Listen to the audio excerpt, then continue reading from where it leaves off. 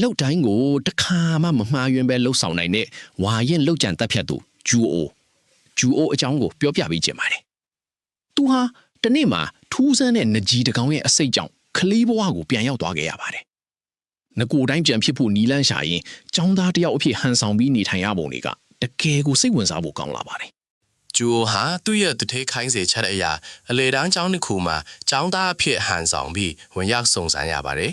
သူ့ရဲ့လက်တွဲဖော်ကိုတာကနီးပညာပိုင်းမှာအကူအညီပေးနေပေမဲ့ဂျူကတော့ကျောင်းသားဘဝနဲ့အသားမကျသေးပါဘူးမတော်တဆစနိုက်ပါပစ်တာဝါသနာပါတဲ့အကြောင်းပြောမိတဲ့အတွက်အားလုံးကသူ့ကိုလူထူးလူဆန်းတယောက်လိုကြည့်ခဲ့ကြပါတယ်ကျောင်းမှာပန်တာမျက်နှာဖုံးဆွတ်ထားတဲ့လူတစ်ယောက်ကကျောင်းသူတွေကိုလိုက်လံနှောက်ယှက်နေတာကိုဂျူအိုတွေ့သွားခဲ့ပါတယ်။သူဟာကလေးခန္ဓာကိုယ်ဖြစ်လို့အားနည်းနေပြီမဲ့သူ့ရဲ့ကျွမ်းကျင်မှုတွေကိုတုံပြီးကျောင်းသူတွေကိုကေတင်ခဲ့ပါတယ်။ဒီဖြစ်ကြောင့်တာကာတာနဲ့ဘိုဘာတို့ကသူ့ကိုကျေးဇူးတင်ပြီးတငယ်ချင်းဖြစ်လက်ခံခဲ့ကြပါတယ်။ဂျူအိုကကျောင်းကနာမည်ကြီးကျောင်းသူနိုရင်းကိုစုံစမ်းမှုတာဝန်ရထားပါတယ်။နိုရင်ဟာချမ်းသာတဲ့မိသားစုကဖြစ်ပေမဲ့ရှိုးဝတ်စွာနဲ့ယာမန်ဆိုင်မှာအလုပ်လုပ်နေတာကိုဂျူအိုတီးသွားခဲ့ပါတယ်။ဂျူအိုကဒီရှိုးဝတ်ချက်ကိုထိမ့်သိမ့်ပေးဖို့ကတိပေးလိုက်တဲ့နောက်မှာသူတို့နှစ်ယောက်ကြားမှာယဉ်နီးမှုလေးတစ်ခုစတင်ခဲ့ပါတယ်။တနေ့မှာတော့နိုရင်းဟာကားတစ်စီးနဲ့ပြန်ပေးဆွဲခြင်းခံလိုက်ရပါတယ်။ဂျူအိုဟာချက်ချင်းပဲအနှောက်ကနေလိုက်သွားပြီးသူ့ရဲ့ကျွမ်းကျင်မှုတွေကိုသုံးကာတီနီယာကိုရှာဖွေနိုင်ခဲ့ပါတယ်။သူဟာကလေးတစ်ယောက်ဖြစ်နေပေမဲ့နိုရင်းကိုကေတင်ဖို့အတွက်အန်တရရှိတဲ့နေရာကိုတယောက်ထဲသွားရောက်ခဲ့ပါတယ်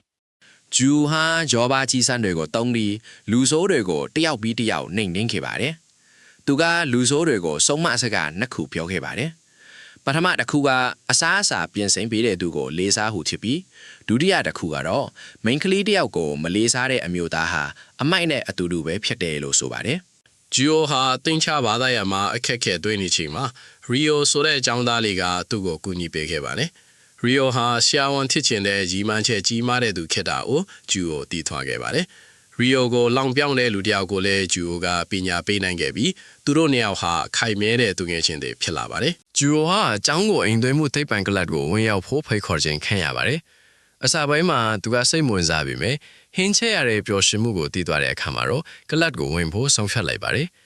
သူချက်ပြုတ်တဲ့အစားအစာတွေကိုသူ့နဲ့သမီးဖြစ်သူကိုဦးကကြိုက်နေတဲ့အတွက်ဂျူအိုကပိုပြီးပျော်ရွှင်နေခဲ့ပါတယ်။ကျောင်းကိုရှင်ဆိုတဲ့ကျောင်းသားအသစ်တစ်ယောက်ရောက်လာပါတယ်။သူကလည်းဂျူအိုတို့အဖွဲ့အစည်းကလွတ်လိုက်တဲ့ကျွမ်းကျင်တဲ့လူသက်သမားတစ်ယောက်ဖြစ်ပါတယ်။ရှင်ဟာနိုရင်းကိုလက်ထပ်ဖို့ကြိုးစားနေပြီးဂျူအိုနဲ့နိုရင်းတို့ကချစ်သူတွေဖြစ်တယ်လို့ထင်မှတ်နေတာကြောင့်ဂျူအိုကိုစိန်ခေါ်ပါတော့တယ်။ရှင်နဲ့ဂျူအိုတို့ဟာ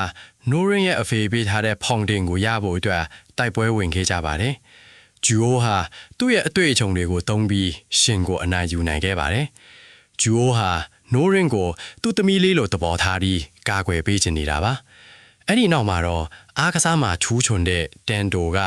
ဂျူအိုကိုဘောလုံးပြိုင်ပွဲနဲ့စင်ခေါ်လိုက်ပြန်ပါတယ်။